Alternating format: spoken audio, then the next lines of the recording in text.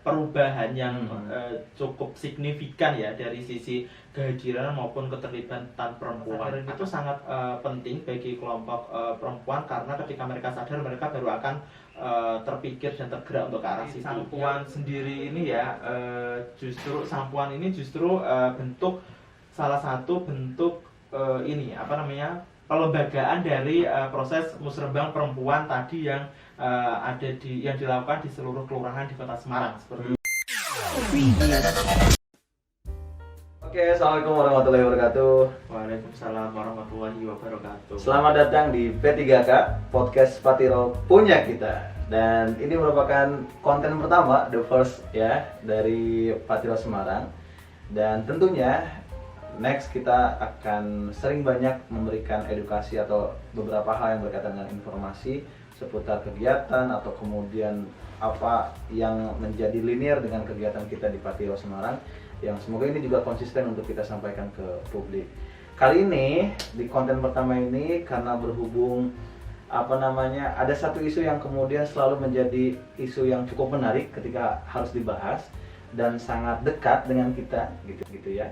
Tentu kita akan bahas tentang peran perempuan dengan salah satu orang dari Patiro juga tentunya yang selama beberapa waktu lalu mendampingi program terkait dengan peran perempuan, kemudian aktif menjadi mengadvokasikan dan concern terhadap isu-isu kebijakan publik di Kota Semarang dengan Mas Sofi. Ya, selamat sore Mas. Selamat sore. Ya harusnya saya yang nyapa gitu ya, tapi nggak masalah. Gimana Mas kabar Mas? Baik. Apa kesibukan hari ini untuk di Patiro Semarang gitu kegiatannya? Untuk saat ini sih baru saja ya selesai terkait ini melakukan program atau kegiatan atau mengadvokasi tadi terkait dengan pemberdayaan kelompok perempuan, utamanya bagaimana perempuan itu dapat terlibat dalam proses perencanaan dan pembangunan. Nah, meskipun sudah selesai ini terkait program yang kita lakukan, namun terkait advokasi hal tersebut masih tetap kita berjalan dan kita mendampingi hasil-hasil baik yang telah dilakukan oleh kelompok-kelompok dampingan. Oke, berarti memang sangat sangat concern lah ya di isu-isu yang berkaitan dengan perempuan dan tentu hal-hal yang berkaitan dengan kebijakan publik gitu ya. Ya. Nah, saya langsung aja mungkin ya terkait dengan tadi karena udah menyinggung terkait masalah perempuan gitu ya. Kenapa sih perempuan harus diadvokasikan, Mas? Oke, ini nih kalau kita kan tidak bicara tentang gender ya, maksudnya kenapa kemudian kita spesifik terkait dengan peran perempuan gitu, karena di undang-undang juga salah satunya mengatur 30% keterlibatan perempuan kalau tidak salah gitu. Itu seperti apa? Oke, kenapa perempuan perlu diadvokasi seperti itu ya? Nah, perlu kita ketahui juga bahwasanya yang memiliki kebutuhan di dalam hidup ini kan juga bukan hanya laki-laki seperti itu ya. Namun selain itu perempuan juga memiliki hak-hak dalam pembangunan yang harus dipenuhi seperti itu. Namun realitanya apakah seluruh kebutuhan perempuan dan hak perempuan di dalam proses perencanaan dan pembangunan ini sudah terakomodir? Nah, itu pertanyaan dasar yang perlu kita jawab. Nah, untuk mengetahui hal tersebut ternyata saat berjalannya dan saat mulai saya mendampingi atau mengadvokasi bagaimana perempuan ini terlibat di dalam proses perencanaan atau pembangunan yang dimana mungkin mainstream mulai dari tingkat kelurahan bisa kita ketahui dengan nama seringnya musrembang seperti itu ya. Ternyata menunjukkan angka masih sedikit sekali dimana dari penelitian yang kita lakukan, penelitian lapangan yang kita lakukan ternyata hanya sekitar 17% seperti itu perempuan yang terlibat atau hadir di dalam proses perencanaan pembangunan. 17%? Iya, masih 17% dan itu masih dalam kata hadir. Kata hadir. Belum kemudian mungkin mengikuti forum secara interaktif atau kemudian aware banget dengan isu yang dibahas. Itu yang menjadi masalah. Apakah dari 17% ini yang masih kecil, apakah mereka itu sudah mampu untuk menyampaikan usulan atau permasalahan yang memang mereka hadapi bersama dengan kelompoknya, apa memang hanya hadir untuk mengisi presensi, mengurus snack dan lain sebagainya? Itu kan perlu tanda tanya lagi setelah hadir, apakah mereka mampu menyampaikan permasalahan dan usulan dan naik lagi apakah mereka mampu mengontrol usulannya ini supaya nyangkut nih di dalam dokumen pembangunan seperti itu. I see. Jadi memang kenapa kita perlu mengadvokasikan perempuan, karena memang yang menjadi dan memiliki hak dasar bukan hanya kita sebatas personal sebagai laki-laki, perempuan juga perlu, dan penguatan terhadap apa yang kemudian jadi usulan juga sangat penting gitu ya di pihak perempuan. Nah, melihat di Semarang sendiri gitu ya Mas ya.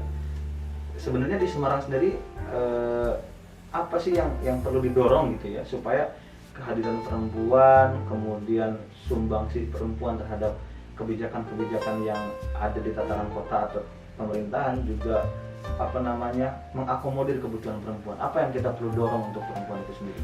Oke, nah semenjak perjalanan dari 2018 itu hingga saat ini saya kira sudah ada perubahan yang cukup signifikan ya dari sisi kehadiran maupun keterlibatan perempuan. Akan tetapi bagaimana hal tersebut bisa kita maintain selanjutnya itu yang menjadi salah satu PR seperti itu. Namun setidaknya dari perjalanan 2018 hingga 2022 ini, hal yang kita bisa review untuk bagaimana perempuan tadi bisa terlibat. Pertama sekali kita dari sisi masyarakatnya nih, dari sisi masyarakatnya atau dari kelompok perempuannya, pertama meningkatkan kesadaran. Itu penting untuk meningkatkan kesadaran mereka bahwasanya ibu-ibu panjenengan memiliki hak yang sama untuk hadir di dalam proses perencanaan atau pembangunan itu. Jadi dengan jenengan hadir, pertama jenengan bisa menyampaikan usulan yang memang itu menjadi penting di dalam kelompok jenengan yang memang harus mereka tindak lanjuti seperti itu, sehingga kita membangun kesadaran mereka itu juga harus memperlihatkan ini loh Bu, undang-undang yang menjamin kalian panjenengan semuanya bisa hadir dan terlibat, dan juga panjenengan semua bisa mengadvokasi usulan panjenengan supaya sampai bisa muncul di dalam dokumen anggaran, sehingga itu akan dilaksanakan seperti itu. Nah, memunculkan kesadaran itu sangat penting bagi kelompok perempuan, karena ketika mereka sadar, mereka baru akan terpikir dan tergerak untuk ke arah situ. Yang kedua, ketika kita hanya meningkatkan kesadaran mereka, itu juga kita perlu tahap selanjutnya, yaitu peningkatan kapasitas kelompok perempuan ini untuk mereka tahu sebenarnya ketika di musrembang kita harus ngapain sih. Nah, kan bukan hanya mereka sadar terus mereka hadir, duduk, mendengarkan, pulang. Akan tetapi bagaimana kita mengajarkan kepada kelompok perempuan ini, sebenarnya di dalam musrembang itu kita menyampaikan usulan yang nanti usulan tersebut bisa berlanjut sampai proses penganggaran. Nah, berarti bagaimana kelompok perempuan ini mampu membuat usulan berdasarkan kebutuhan mereka. Nah, berarti kan kita harus melatih atau memberikan peningkatan kapasitasnya terkait bagaimana ibu-ibu ini mampu memunculkan prioritas pembangunan maupun yang masuk ke dalam prioritas utama maupun daftar pajak untuk disampaikan di musrembang. Itu kan juga membutuhkan effort tersendiri, mulai dari melis masalah, melis potensi, dan juga dari masalah atau potensi ini mereka nanti untuk menjadi satu usulan yang memang berhubungan erat dengan kebutuhan mereka terpenuhi seperti itu. Nah, itu dari sisi masyarakat perlu peningkatan kesadaran dan juga peningkatan kapasitas atau kemampuan kelompok perempuan ini, sehingga setelah ini ketika kita mendampingi mereka ke forum yang bersama dengan bapak-bapak dan lain sebagainya dalam forum musrembang kelurahan, mereka memiliki percaya diri yang lebih dan juga sudah memiliki bahan seperti itu. Hal yang penting untuk melakukan pendampingan kelompok perempuan tersebut. Iya. Berarti sebetulnya ada dua hal yang cukup penting gitu ya, ketika kita tadi mendorong perempuan. Apa sih caranya gitu untuk mendorong perempuan semakin aware terhadap isu-isu itu? Peningkatan kesadaran, kesadaran perempuan ya, kesadaran kolektif mungkin gitu kesadaran kolektif perempuan untuk terlibat. Kedua itu peningkatan kapasitas supaya substansi apa yang kemudian kita sampaikan ketika dalam forum yang mewakili segmentasi perempuan ini bisa tersampaikan dengan oke gitu ya.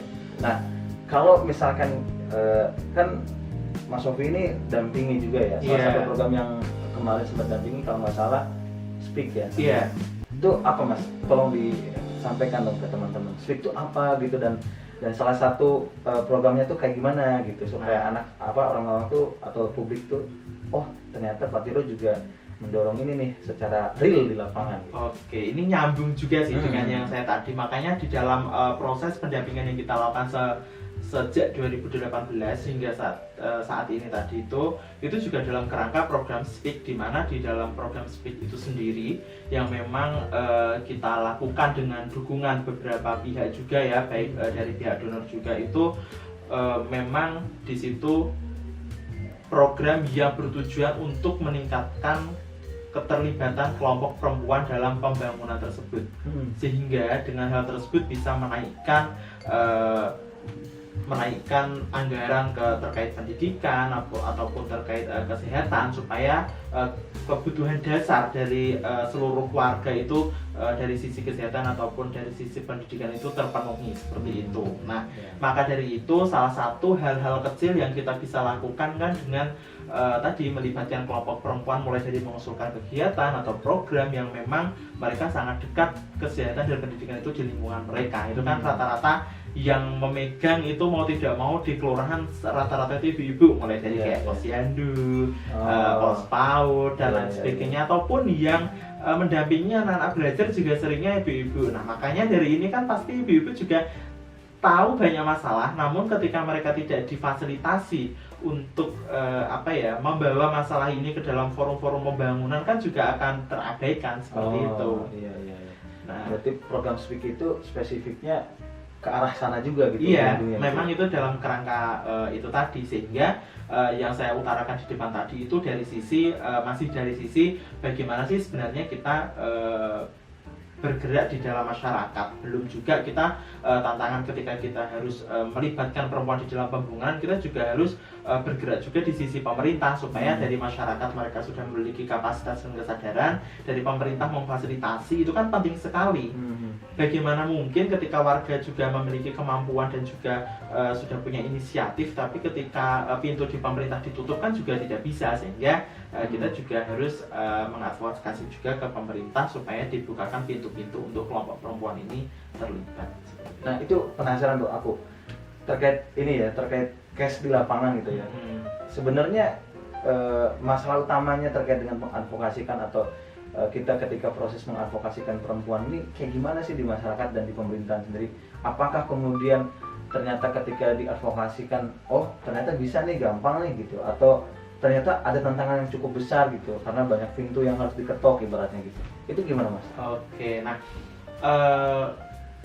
bagaimana kita melibatkan kelompok perempuan di dalam pembangunan ini, sebenarnya apalagi mereka juga memiliki hak yang dijamin ya, itu sesuatu hal yang bisa, namun tinggal bagaimana kita mengetok pintu mana ini yang potensial untuk bisa masuk dan masif menjadi gerakan satu kota seperti itu ya. Nah, misalnya tadi ketika kita bergerak di sisi masyarakat, kita sudah melakukan bagaimana kesadaran dari kelompok perempuan itu kita bangun, dan juga kita meningkatkan kapasitas dari kelompok perempuan terkait perencanaan pembangunan ini kita juga sudah bangun juga sebagai kemampuan kolektif. Kita di sisi lain bergerilya juga di sektor pemerintah seperti itu, dimana waktu di sekitar 2019 itu kita juga bekerja sama dengan Ketua TPPKK Kota Semarang, yang tidak lain beliau juga sebagai istri wali kota Ibu Kristiana Hindar Prihadi. Itu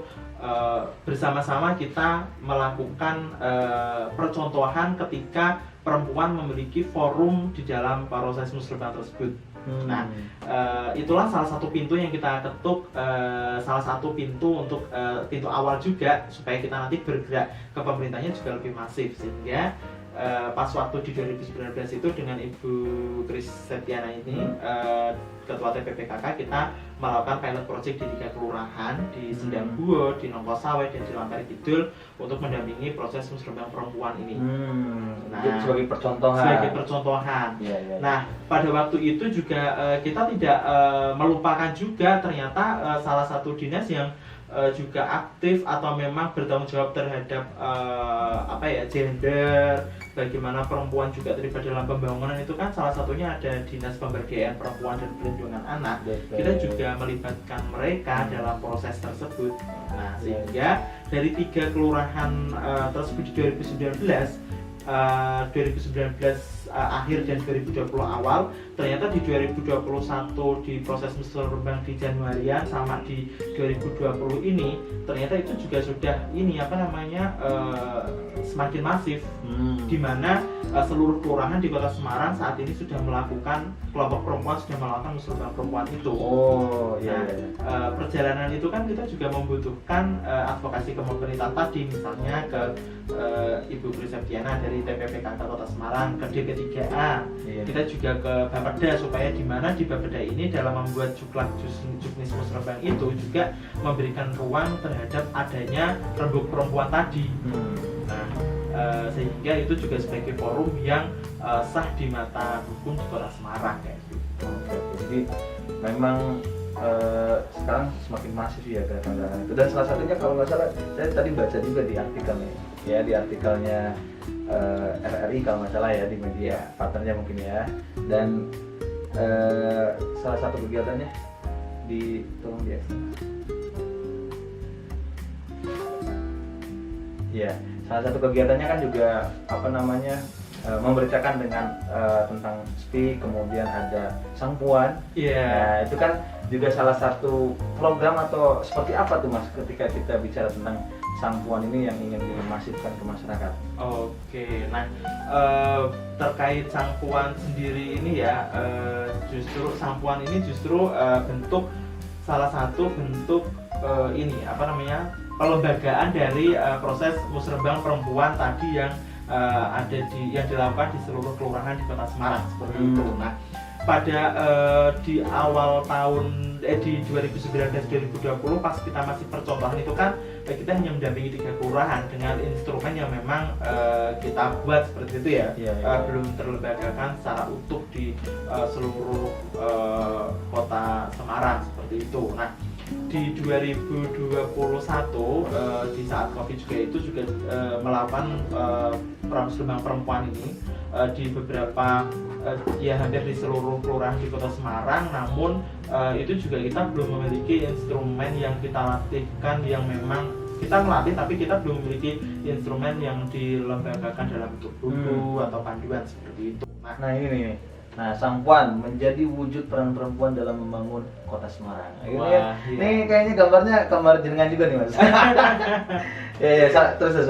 Nah, dan di sini ternyata ini di 2021 akhir, di situ di Dinas Pemberdayaan Perempuan dan Perlindungan Anak Kota Semarang dari proses yang kita lakukan dari 2019 di 2020 hingga 2021 awal ini, dari dinas tersebut membuat buku panduan untuk melakukan Sang Puan. Ini kan sayangi perempuan dan anak ya, setahu saya ini dari Dinas DP3A yang memang proses-proses yang kita lakukan selama ini, panduannya itu dibuat dalam bentuk buku supaya bisa dilatihkan ke seluruh fasilitator perempuan di kelurahan-kelurahan di Kota Semarang, dan akhirnya mereka mampu melakukan musrembang perempuan tadi di seluruh kelurahan di Kota Semarang seperti itu. Nah, kalau kemudian ini salah satu programnya gitu ya Mas. Tadi kalau Mas Sofi kan di awal bilang bahwa peran perempuan dalam musrembang misalnya itu kan baru 17%, itu kan masih kecil banget. Nah, ketika sudah mendampingi program SPI, kemudian aktif di advokasi perempuan dan sebagainya, Mas Sofi lihat di Kota Semarang sendiri ada diferensiasi yang cukup signifikan nggak Mas terkait dengan peran perempuan, kemudian kebijakan-kebijakan atau program-program dari pemerintah terhadap keterlibatan perempuan dan sebagainya? Mungkin ketika menyebutkan angka ketika 17% naik menjadi berapa persen, kami belum bisa menyebutkan itu secara langsung karena juga belum memiliki baseline akhir seperti itu ya. Nah, akan tetapi kita juga bisa melihat ketika sebelumnya kelompok perempuan itu terlibatnya hanya di dalam proses musrembang bersama seluruh kelompok tadi dan itu hanya 17%, ketika ada forum sendiri untuk kelompok perempuan ini untuk mengadvokasi usulan mereka untuk nanti mereka juga hadir di dalam musrembang yang keseluruhan bareng teman-teman laki-laki dan lain sebagainya, itu otomatis kan mereka dalam tingkat partisipasinya sudah lebih tinggi karena mereka juga memiliki forum sendiri untuk mereka advokasikan nanti di musrembang. Nah, setidaknya seluruh kelurahan sudah melakukan itu yang pertama dari sisi jumlah seperti itu. Nah, selanjutnya mungkin kita mengcapture-nya juga dari sisi ini dari sisi ternyata kelompok perempuan itu juga memiliki inisiatif-inisiatif yang ketika kita dampingi itu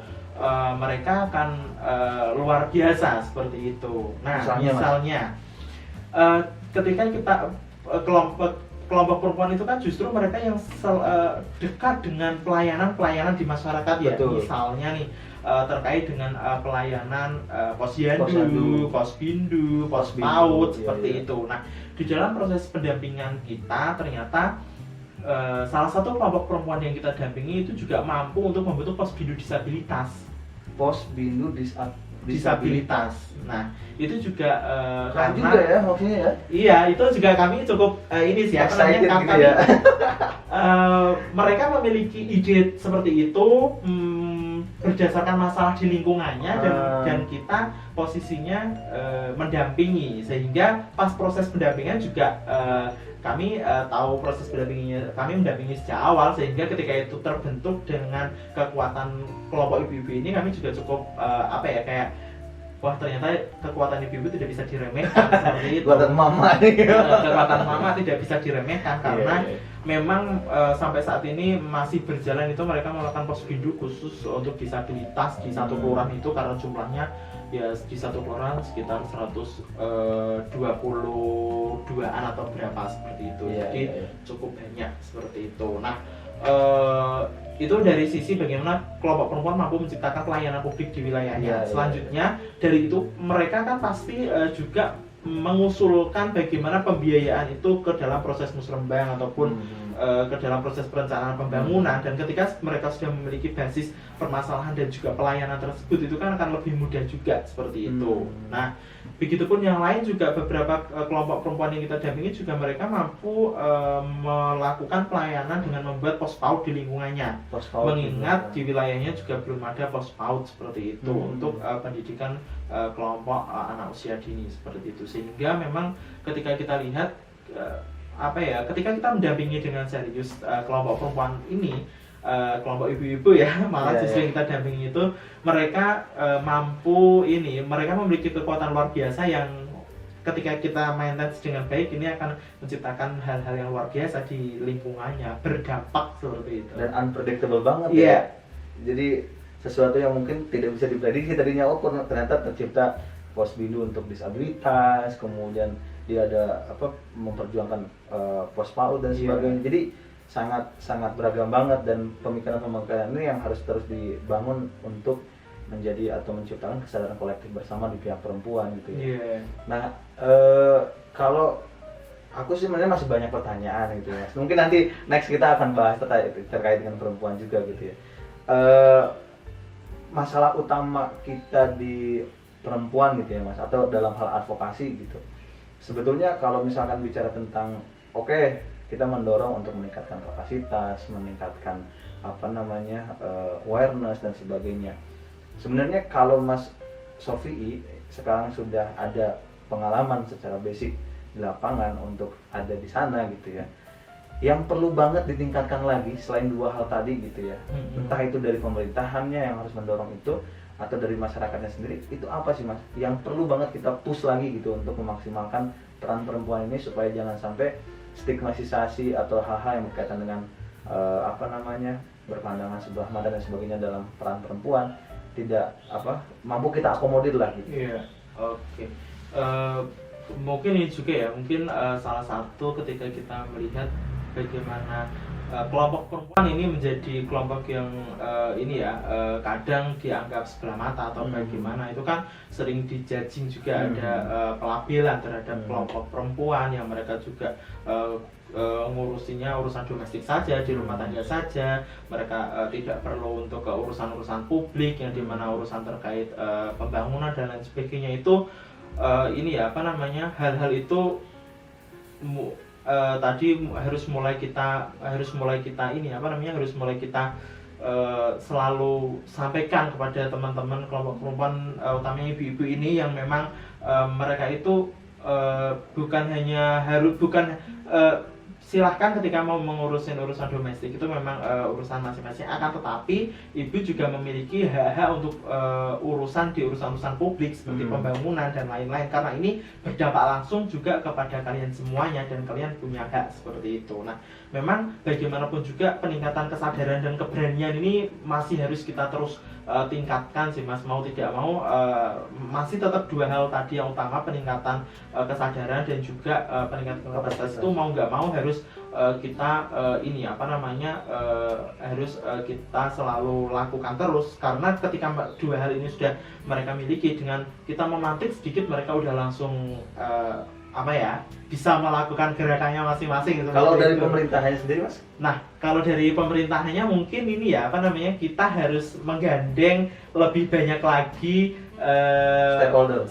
Misalnya dinas-dinas nih, misalnya ketika kemarin kita lebih fokus mengajak kepada dinas apa namanya, kepada dinas pemberdayaan perempuan dan anak atau Bapeda ketika melakukan musrembang, kita juga ternyata ini loh kedepannya mungkin perlu juga untuk mengajak dinas-dinas yang lainnya yang itu memang dalam proses pembangunannya itu berdampak langsung kepada kelompok-kelompok perempuan seperti itu, karena mau bagaimanapun juga ketika kita mengajak pembangunan ke kelompok kita menyasar kelompok perempuan dalam proses pembangunan itu, ternyata dampaknya bukan ke mereka sendiri kok, ternyata ke disabilitas, ke anak-anak, ke lansia. Itu kan menjadi hal penting bahwasanya kelompok perempuan itu mereka memiliki pemahaman yang luas terkait masalah di lingkungannya, bukan hanya kepada diri mereka sendiri, namun ke kelompok yang lain juga, anak-anak, lansia, disabilitas dan lain sebagainya. Sehingga ketika kita juga bisa melibatkan lebih banyak dinas lain juga, misalnya dinas sosial atau dinas yang lainnya atau dinas UMKM, itu kan justru malah gerakan-gerakan perempuan tadi itu akan lebih masif karena mereka juga punya pintu-pintu ke dinas-dinas lain untuk meningkatkan kemampuan dirinya ataupun kelompok yang lain yang mereka dampingi juga di lingkungan. Oke. Ini satu hal yang jadi saran dan masukan juga ya untuk pemerintah juga ya. Semoga ini bisa jadi satu hal yang jadi pertimbangan gitu ya. Dari ini yang bicara langsung yang mendampingi program perempuan dan terlibat langsung di lapangan, dan besok kalau tidak salah juga akan menghadiri Posbindu ya. Iya.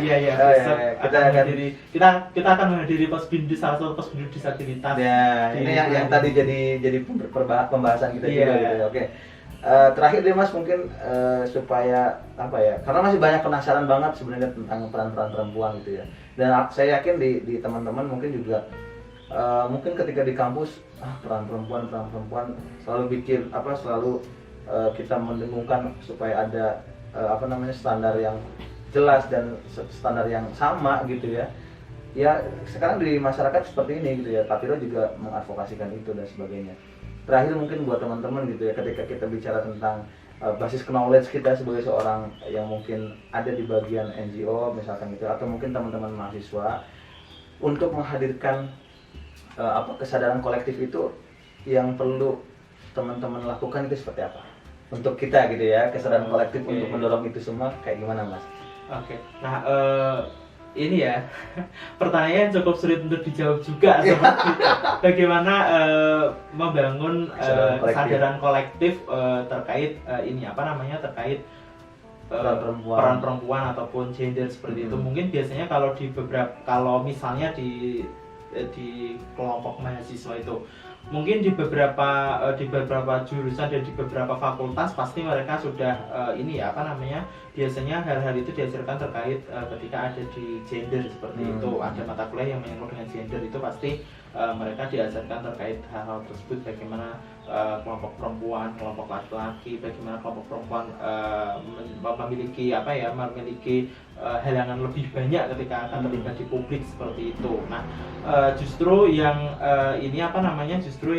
untuk meningkatkan kesadaran kolektif, saya lihat juga banyak kampus sekarang memiliki pusat kajian yang berfokus kepada perempuan, gender dan lain sebagainya. Pun itu itu merupakan salah satu basis yang luar biasa untuk bisa sebagai dasar untuk bagaimana memainstreamingkan ini dan juga membangun kekuatan kolektif terkait bagaimana melakukan gerakan-gerakan bersama dengan kelompok perempuan ini bisa lebih masif lagi. Juga dengan adanya diskusi-diskusi mahasiswa itu ketika sering mengangkat tema-tema terkait dengan gender, perempuan dan lain-lain, itu kan pasti juga akan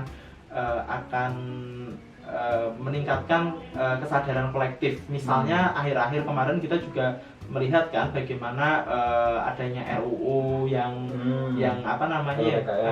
RUU PKS itu, yang dimana memang saya kira kelompok perempuan juga sudah cukup masif dan memiliki kekuatan yang luar biasa seperti itu.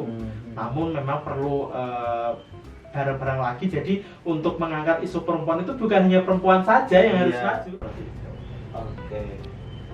Ya, baik. Jadi sangat banyak banget ya tugas atau peran-peran yang bisa dilakukan ketika kita ingin support atau mengadvokasikan isu perempuan dan sebagainya gitu ya. Dan menurut saya sih memang kesadaran kolektif ini menjadi satu hal yang sangat penting gitu ya, karena mau gimana pun kalau kita nggak punya kesadaran kolektif ya akan sulit gitu. Iya, akan berhenti. Iya, akan sulit gitu kan. Ya semoga ini adalah legasinya dari Patiro gitu, bagaimana mendorong keterlibatan perempuan, dan salah satunya Mas Sofi sudah mendampingi itu di tataran real di masyarakat, dan sudah terbukti bahwa ternyata ketika didampingi dengan serius ada beberapa program yang unpredictable yang ternyata berdampak luas untuk masyarakat dan menjadi satu pembaruan yang sangat luar biasa gitu ya, dan tentu dampak positif tentunya. Ya semoga kita dorong terus untuk kita sama-sama membangun kesadaran kolektif itu ya Mas ya. Oke, dan semoga teman-teman lebih banyak juga yang semakin aware terhadap isu-isu gender, kelompok perempuan, bukan hanya teman-teman perempuan namun teman-teman laki-laki juga, dan sehingga sehingga perempuan dalam menghadapi tantangan ini mereka bisa semakin berdaya untuk mendobrak kondisi yang mereka selalu ada di sektor domestik. Oke, siap. Terima kasih banyak atas masukan dan perbincangan kita hari ini gitu ya di P3K. Yes. Ini segmen baru ya Mas ya di Patiro ya. P3K Podcast Patironya punya kita. Jadi sangat menarik isu yang tadi kita bahas, dan semoga ke depan juga akan banyak hal-hal yang perlu kita bahas juga tentunya terkait dengan kebijakan publik atau hal-hal yang berkaitan dengan masyarakat secara langsung gitu ya. Terima kasih banyak Mas Sofi atas ilmu dan knowledge tambahannya buat saya juga pribadi, buat teman-teman juga. Mohon maaf juga kalau ada kalimat kita yang kurang tepat ya. Oke, saya juga mohon maaf. Barangkali ada hal-hal yang disampaikan ada yang kurang, ada yang salah nih. Iya, enggak ada kok. Yang kurang hanya saya kok. Itu aja mungkin. Terima kasih banyak. Jangan lupa di like, comment, dan subscribe YouTube channelnya Patiro Semarang, dan terus follow akun media sosialnya Patiro Semarang, dan semoga kita terus konsisten untuk memproduksi konten-konten yang berdampak secara kesadaran kolektif. Terima kasih banyak. Sampai jumpa lagi di P3K Podcast Patiro punya kita. Assalamualaikum warahmatullahi wabarakatuh. Assalamualaikum warahmatullahi wabarakatuh.